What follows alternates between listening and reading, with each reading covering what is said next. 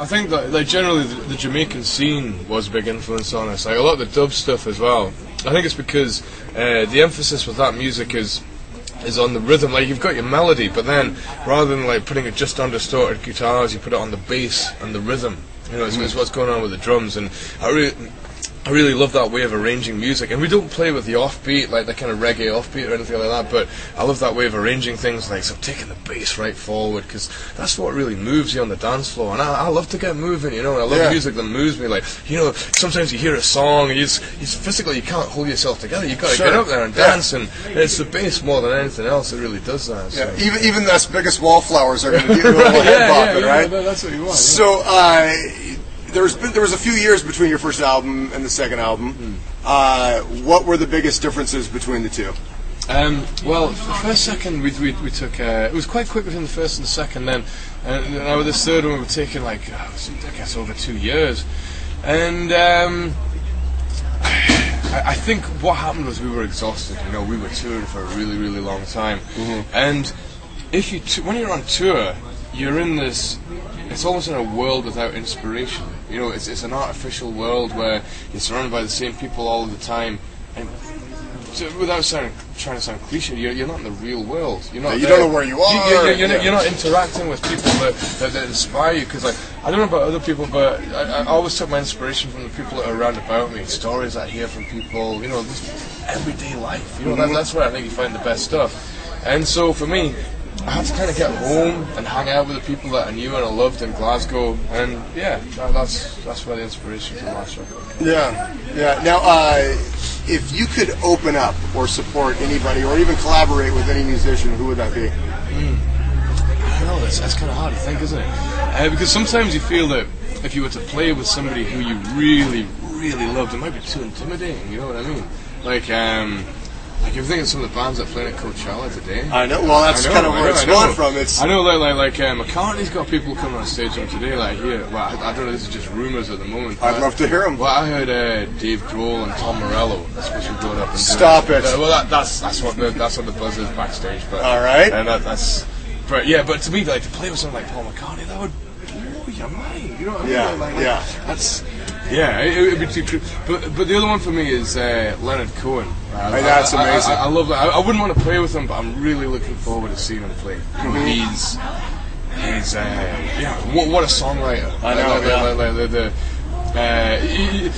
To me, the best songwriters are the people who can communicate really complex emotions or emotional situations, but do it in a simple sort of way that you don't really notice how complicated it is. You know what I mean? You're just moved by it, and I think he's a real master at that. So I'm a huge fan. I'm really looking forward to hearing him play.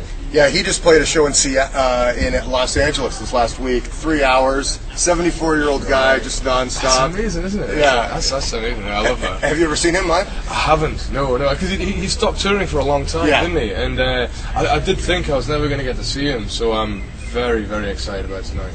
Now, are you able to stick around throughout the weekend, or are you just doing tonight and then you're out? No, we're doing tonight. We're going to stay till kind of like early in the morning and make a good party night of it. But we're playing Phoenix tomorrow, so okay. We're going to head off in the bus to Phoenix. Okay.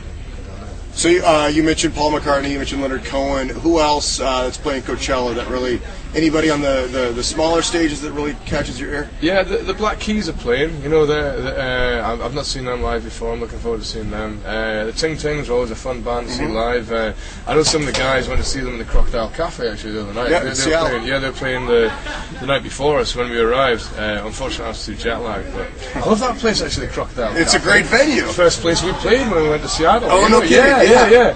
I hear because it closed down for a while. It closed down.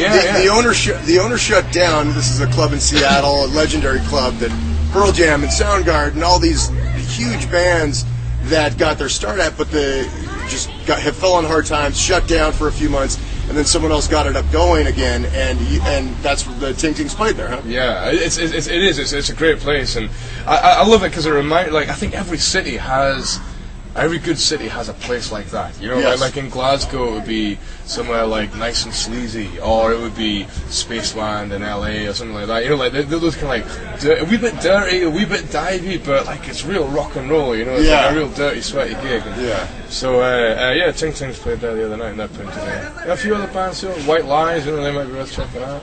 You know anything about Ida Maria? No, I don't. You got to check her out tomorrow at 1:30.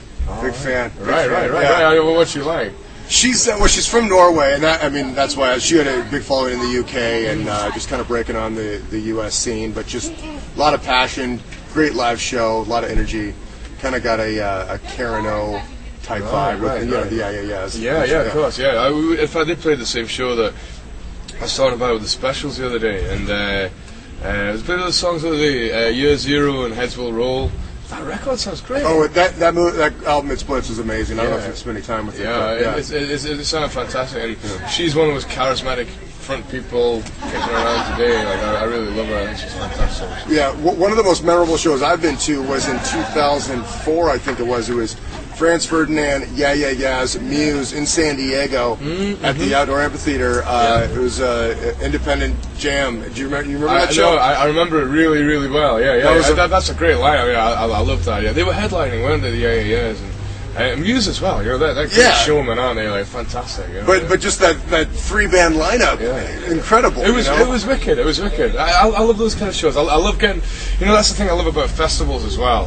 Because when you're on tour, you get to see your support band, and if you've got a night off, then maybe you get to see somebody else at Ting Tings the other night. But festivals, that's really where it's at for us. That's where we get to check out the other bands. So I love it.